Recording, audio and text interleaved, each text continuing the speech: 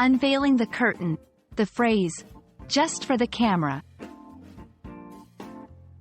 Hello everyone, and welcome back to our channel. Today, we're diving into a fascinating phrase that you might have heard floating around.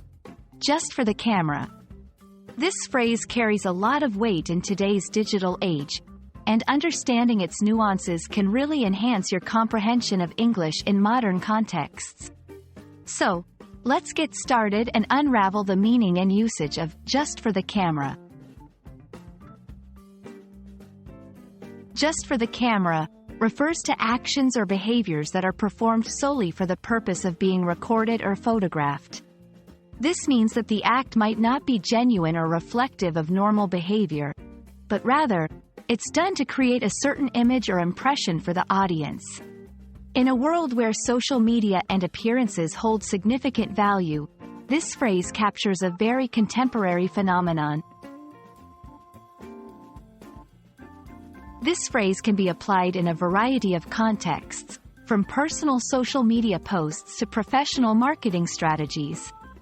For example, a family might be arguing, but as soon as they pose for a photo, they smile as if they were having the time of their lives.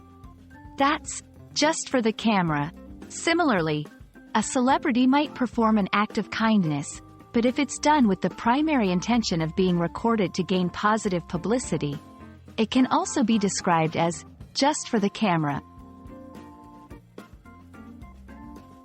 Understanding this phrase and its implications can help English learners navigate the complex social cues of digital communication. It highlights the difference between genuine behavior and actions performed for the sake of appearances. Recognizing when something is just for the camera allows us to question the authenticity of what we see online and encourages a critical approach to consuming digital content.